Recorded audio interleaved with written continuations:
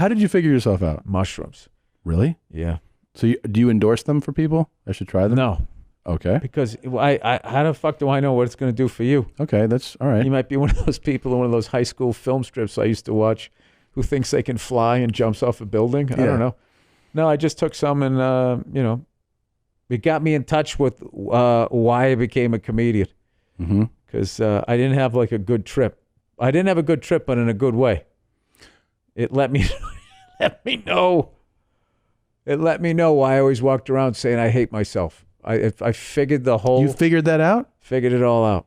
I now know everything that I did, good or bad, my whole life. I know why I did it. I know why I drank the way I did, why it ended up getting out of control. I know the whole fucking thing. All from that trip? Yeah.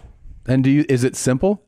Like, is it ultimately something you go, that's it was mind-blowing because it was right there, but because of pain and stuff, you just block it all out.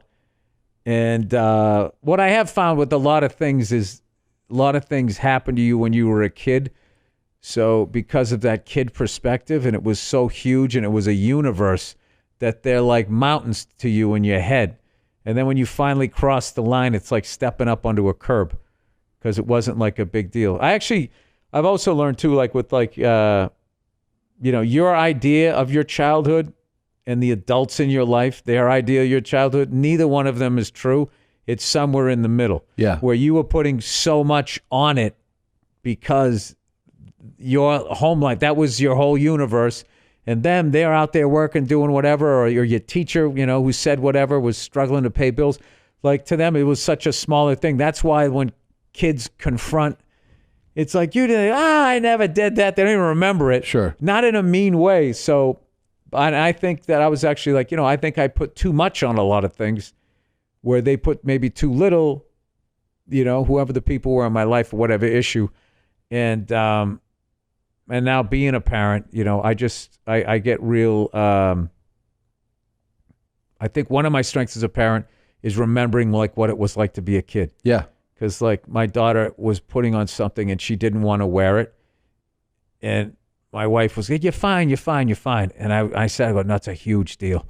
Yeah. You can't go to school not liking what you're wearing because that's going to get in your head. Because you remembered. Well, that's going to get in your head. You're going to carry yourself a certain way and that's going to attract the sharks. Mm-hmm. You got to be going to school feeling good about yourself. Yeah, true. Especially if you had orange hair and freckles. Yeah. You needed to have a vibe. And do you feel like, that's a big deal. I think about that too sometimes, about when you put a lot on how you viewed things as a kid. Now with my own kids, where I'll something will just happen, some interaction. I'll be like, oh, I wonder if this for him will be a bigger deal, like something that's imprinted in his mind.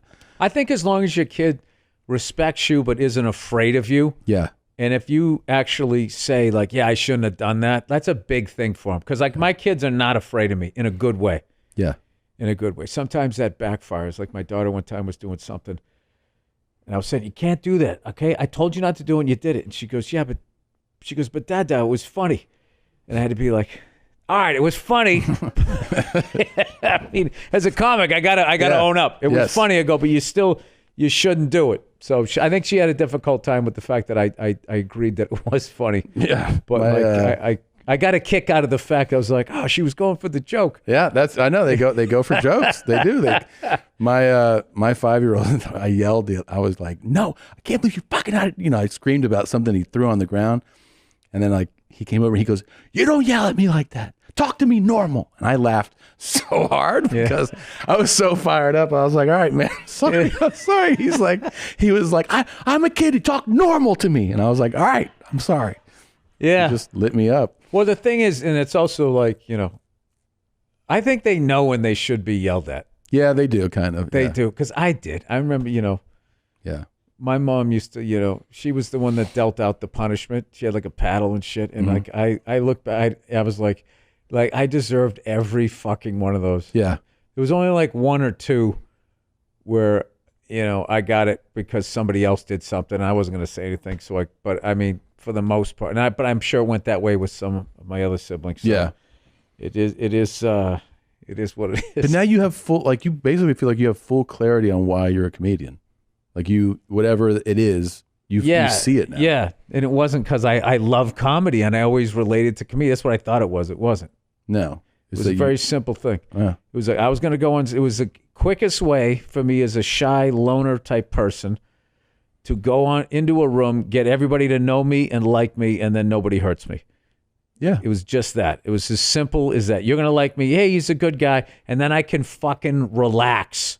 Because I was sort of stuck in the fight or flight mode, as most kids were of, I think, when I grew up. Like it was it was an interesting time. You just sent your kids outside, which you would never do. I mean, I live in a city, so I wouldn't do that. But back, living in the suburbs, they just sent you outside, and then you ran into other kids. And if they were bigger kids, they would just do shit to you. Yep. Break your toys, beat you up, throw rocks at you, make you run as they shot bow and arrows at you. I remember the kid who used to make us run out of the field. He would shoot this fucking arrow up in the air, like a real arrow. Yeah, fuck. And you'd get caught in the wind, and you'd try to get out of the way.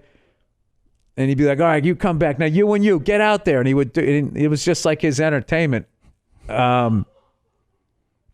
Just shit like that. I mean, that's how that whole, that F is for family thing came about. Was when I first told those stories on stage, people laughed. And then somewhere along the line, parenting changed. And those kids grew up, and all those laughs turned into like, no. Yeah. Oh, and it was really frustrating to get, I guess, emotionally supported as opposed to people laughing. So then I was just like, so I just sort of put them away, but I knew they were funny.